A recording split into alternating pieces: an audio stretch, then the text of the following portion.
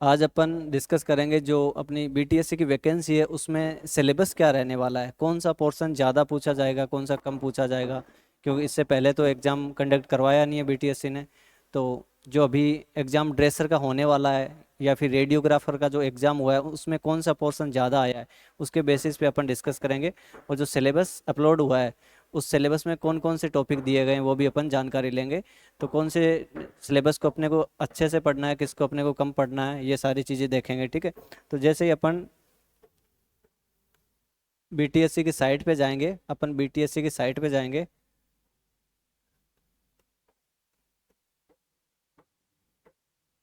BTSC Bihar जैसे ही अपन लिखेंगे, BTSC Bihar में अपने को बिहार टेक्निकल सर्विस कमीशन में जो भी साइट है उसको अपन ओपन करेंगे। तो ओपन करते ही जो अपना सिलेबस अपलोड हुआ है, सिलेबस अपलोड हुआ है, तो अपन सिलेबस अपलोड को देखेंगे। ठीक है।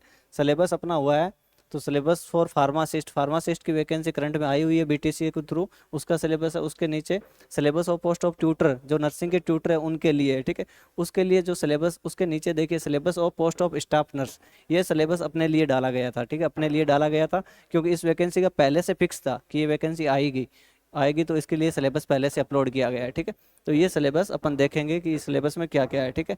तो अपन इस सिलेबस को ओपन करेंगे, अपन इस सिलेबस को ओपन करेंगे।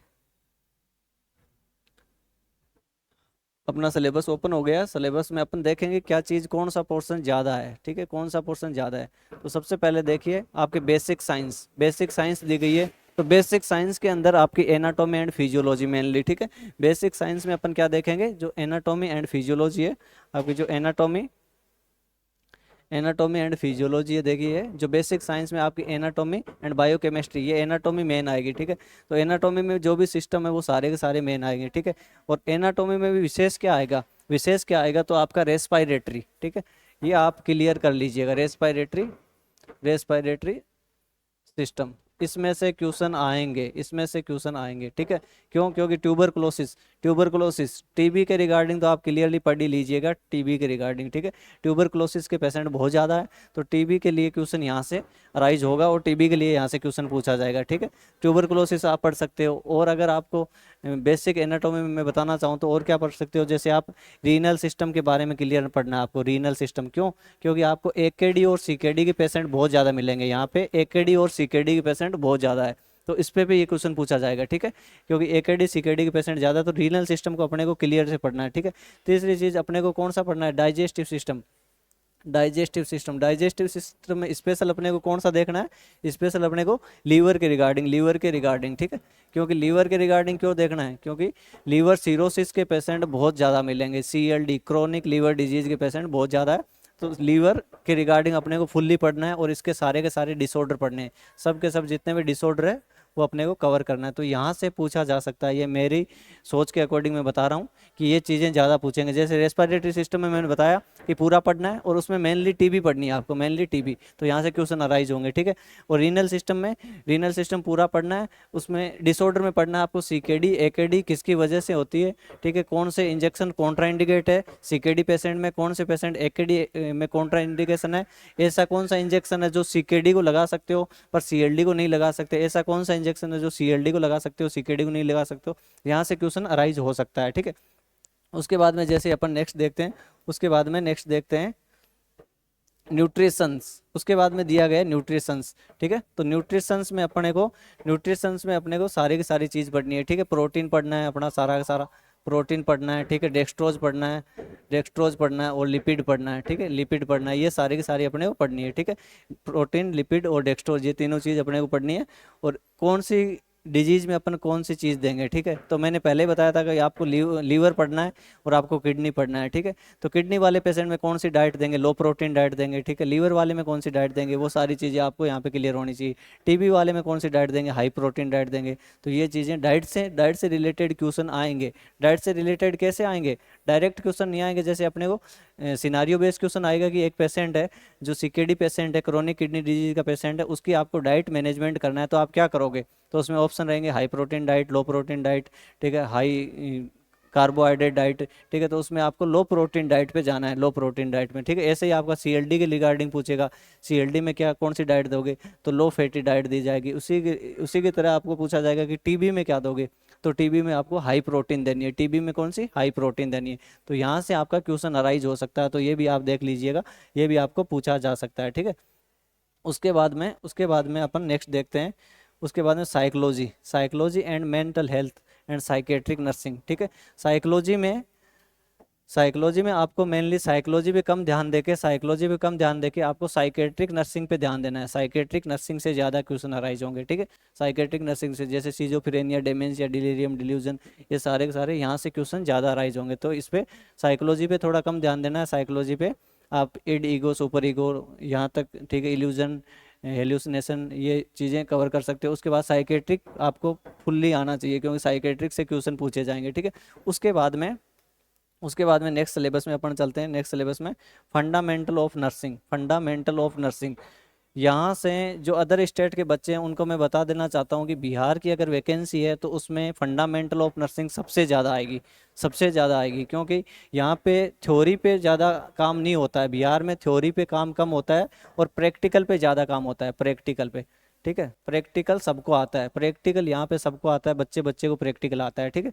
तो प्रैक्टिकल पे काम ज़्यादा होगा, तो प्रैक्टिकल नॉलेज है तो फंडामेंटल ऑफ नर्सिंग आपको क्लियरली आनी चाहिए, क्योंकि फंडामेंटल ऑफ नर्सिंग से बहुत क्वेश्चन अराइज होंगे, ठीक है। उसमें सिलेबस में क्या दे रखा है, नर्सिंग प्रोफेशन क्या है, ठीक है, इट्स स्कोप, इसके स्कोप क्या है, ठीक है, इसके एथिक्स क्या है, इसके बारे में फर्स्ट एड एंड ट्रीटमेंट, ठीक है। एक अब आपको यहाँ इंपॉर्टेंट चीज़ बताता हूँ मैं, डिजास्टर मैनेजमेंट आप पढ़ लीजिएगा क्लियरली, ठीक है। डिजास्टर मैनेजमेंट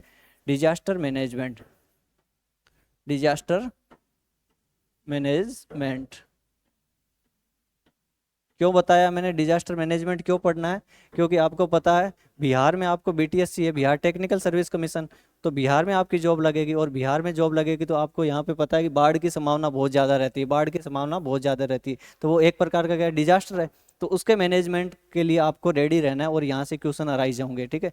कौन से कलर कोडिंग में पेशेंट को अपन एमुलेट कर सकते हैं, किसी का वेट कर सकते हैं, किसको अर्जेंसी है, ये सारे आप डिवाइडेशन करके यहाँ से आपको क्लियरली पढ़ना पड़ेगा।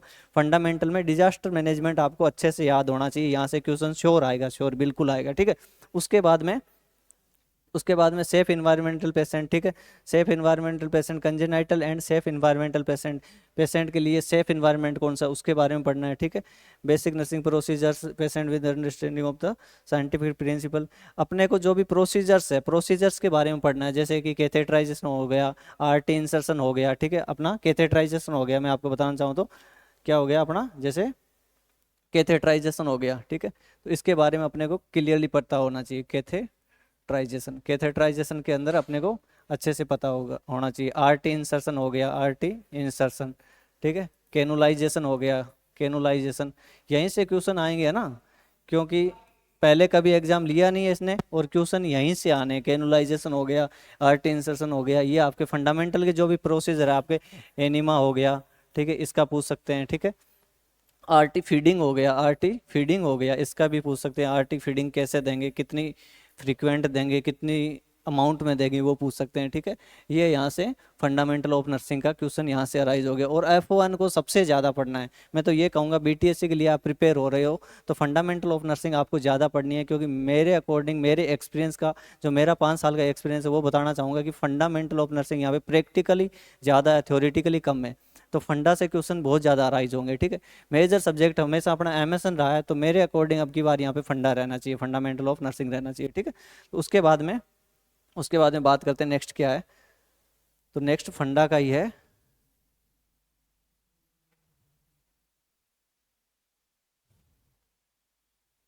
इसके बाद में अपना नेक्स्ट है ऑब्जर्वेशन एंड रिकॉर्ड्स, ठीक है। ऑब्जर्वेशन एंड रिकॉर्ड्स, जो रिकॉर्ड्स है उसके ऑब्जर्वेशंस ये पढ़ना है अपने को। Maintain patients nursing care, patients के रिगार्डिंग नर्सिंग केयर, ये टॉपिक आपको maintain records and nursing care पढ़ना है। Administration prescribed medication and carry out of treatment, यहाँ पे ये चीज़ आपको थोड़ा क्लियरली देख सकते हो, क्या लिखा हुआ है कि पेशेंट को मेडिसिन अपन एडमिनिस्टर करवा रहे हैं, दे रहे हैं, तो क्या क्या अपने को सावधानियां बरतनी चाहिए, वही चीज़ें जो अपन पढ़ रहे हैं, right patient, right dose, right drug administration के जो प्रिंसिपल्स हैं उनको आप अच्छे से ध्यान रखिएगा। फंडामेंटल का देखो, इसमें भी फंडामेंटल का आप सिलेबस में भी देख सकते हो, यहाँ पे भी फंडामेंटल का अच्छा खासा पोर्शन दिया हुआ है।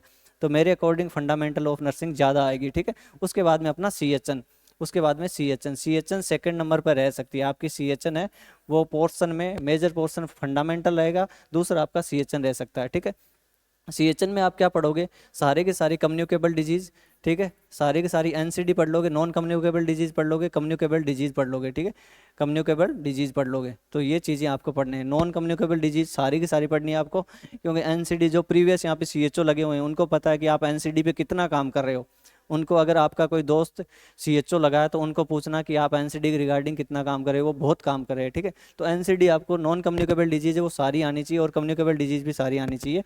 ये आपको CHN में यहाँ से पूछा जाएगा ज़्यादातर, ठीक है। उसके बाद में नेक्स्ट चलते हैं अपन, symptom of social organization, demonstration skill of social work, ठीक है। सोशल वर्क करते हैं उसके डेमोस्ट्रेशन स्किल्स के बारे में दिया गया है, ठीक है। प्रिंसिपल ऑफ केयर, तो CHN में अपने को ज़्यादातर ये कम्युनिकेबल नॉन कम्युनिकेबल दोनों डिजीज पढ़नी है, ठीक है।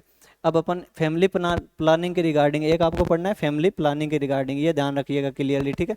क्या पढ़ना है CHN में अपने को, फैमिली प्लानिंग, क्योंकि फैमिली प्लानिंग में अपने को फैमिली प्लानिंग कैसे करते हैं, CHN के अंतर्गत आता है कि अगर विलेज पोस्टेड है तो अपन फैमिली प्लानिंग के रिगार्डिंग क्या काउंसलिंग करेंगे पेशेंट की। जो अपने पास क्लाइंट आ रहे हैं, न्यूली मैरिड कपल आ रहे हैं, तो उनको अपन क्या काउंसलिंग करेंगे, ठीक है, वो अपने को अच्छे से आना चाहिए। तो फैमिली प्लानिंग इसमें दे नहीं रखा होगा, फैमिली प्लानिंग ये देखो यहाँ पे दे रखा है, फैमिली प्लानिंग अच्छे से आपको कवर करना है, क्योंकि ये टॉपिक भी यहाँ से आएगा, यहाँ से भी क्वेश्चन अराइज होंगे, CHN में फैमिली प्लानिंग से क्वेश्चन अराइज होंगे, ठीक है। उसके बाद में क्या है, डिलीवरी कम्युनिटी, आपके डिलीवरी के रिगार्डिंग, डिलीवरी इन कम्युनिटी नर्सिंग सर्विस, ठीक है। तो accordance with the national health care basis, जो डिलीवरी के रिगार्डिंग जो भी क्राइटेरिया है एक विलेज लेवल पे, वो भी आपको CHN के अंदर पूछ सकता है, ठीक है। तो फैमिली प्लानिंग तो क्लियरली आपको आना ही चाहिए, क्योंकि फैमिली प्लानिंग सीधी सी बात है कि आप देख सकते हो कि जो बिहार की जनसंख्या क्या ज़्यादा है, तो फैमिली प्लानिंग यहाँ पे बहुत ज़्यादा चल रहा है फैमिली प्लानिंग। तो फैमिली प्लानिंग के रिगार्डिंग आपको पूछा जाएगा, ठीक है, क्योंकि बिहार की जनसंख्या पहले से ज़्यादा है, तो फैमिली प्लानिंग के रिगार्डिंग यहाँ से आपको पूछा जा सकता है, ठीक है। उसके बाद में नेक्स्ट जो टॉपिक है, मेडिकल एंड सर्जिकल नर्सिंग, ये पोर्शन आज तक अपने कंपटीशन एग्जाम में सबसे ज़्यादा आता है। जैसे अपन कोई भी एग्जाम देते हैं, जैसे नोटसेट देते हैं, PGI देते हैं, ठीक है, जिपमर देते हैं, कहीं का एग्जाम देते हैं, तो अपना MSN पोर्शन सबसे ज़्यादा रहता है हमेशा। पर इस बार MSN पोर्शन कम रहेगा, फंडा की बजाय फंडा सबसे ज़्यादा रहेगा, MSN पोर्शन कम रहेगा, ठीक है। MSN में क्या दे रखा है आपका, prophylactic surgical condition, effective various system of the body, ठीक है। इसमें वो ये डिजीज कंडीशंस पूछी जाएगी, सारी की सारी डिजीज कंडीशन डाले, उसके कोज पढ़ लीजिए, उसके साइन एंड सिम्टम पढ़ लीजिए, वो चीज़ें, ठीक है। कौन सा क्लासिकल साइन होता है, किसका जो पॉजिटिव एजेंट होता है वो क्या होता है, ठीक है, ये चीज़ें पूछी जाएगी।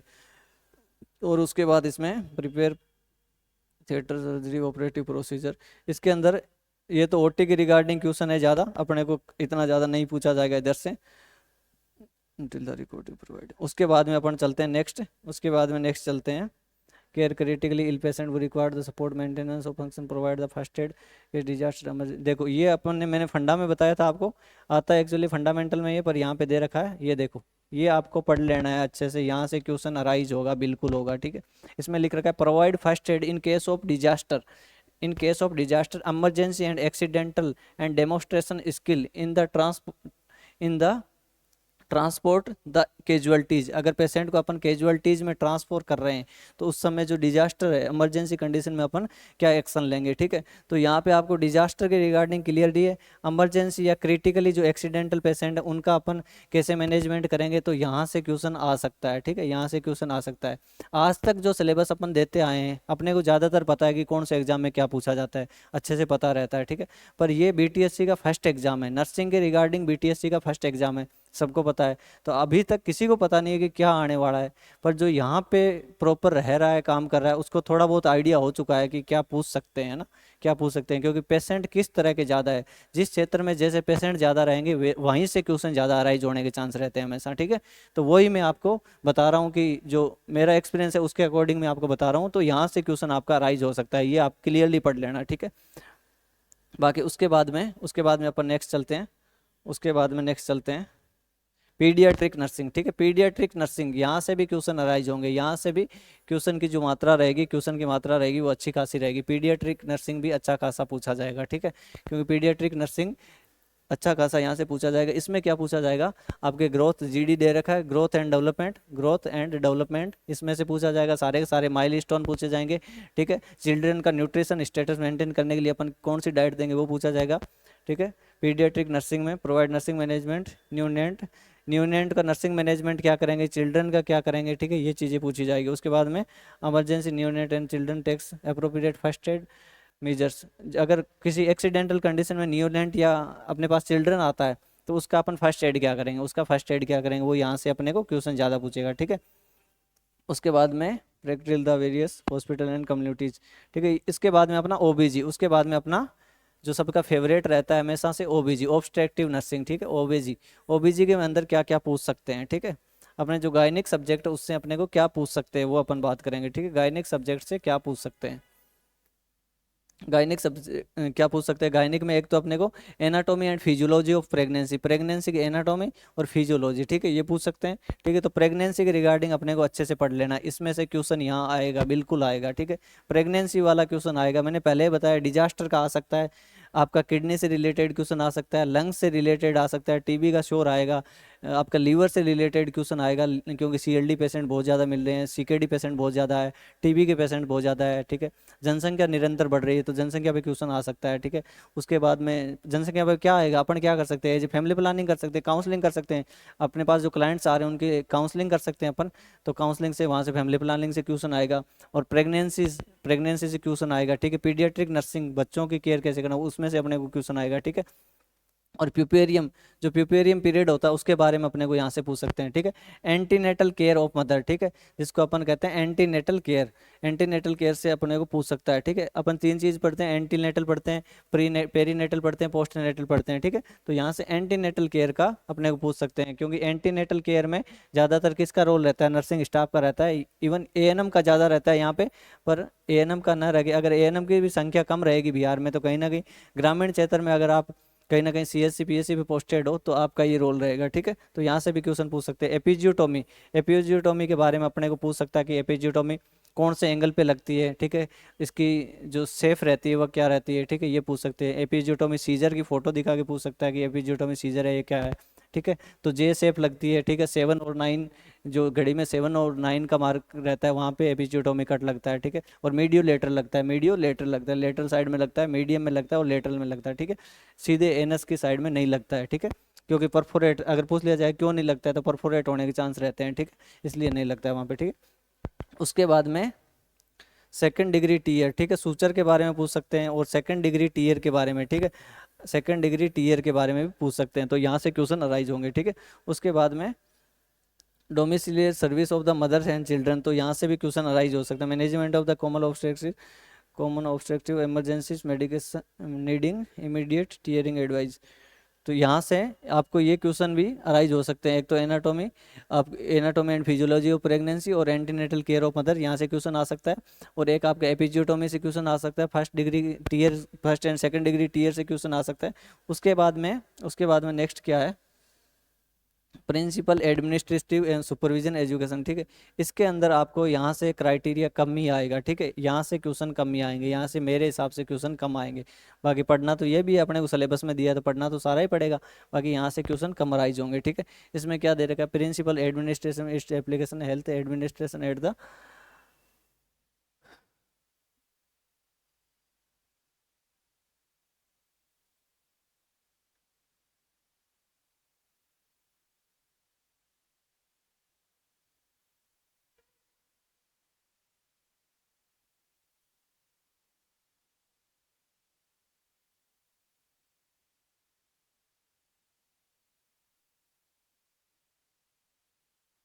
साइज बड़ी हो गई है, छोटी नहीं हो रही है फिर से, ठीक है। अपन ने यहाँ तक ओबीजी देख लिया था, अपन ये देख रहे थे, ठीक ठीक है।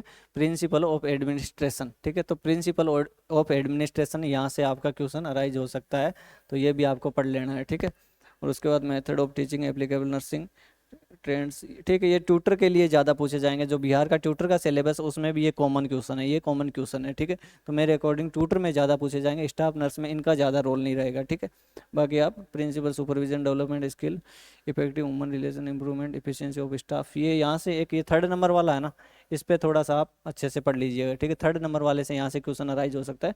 बाकी मेरे अकॉर्डिंग मैं आपको बताया हूँ कि ज़्यादातर डिजीज पोर्शन रेस्पिरेटरी की जितनी भी डिजीज़ है वहाँ से ज़्यादा क्वेश्चन आएगा।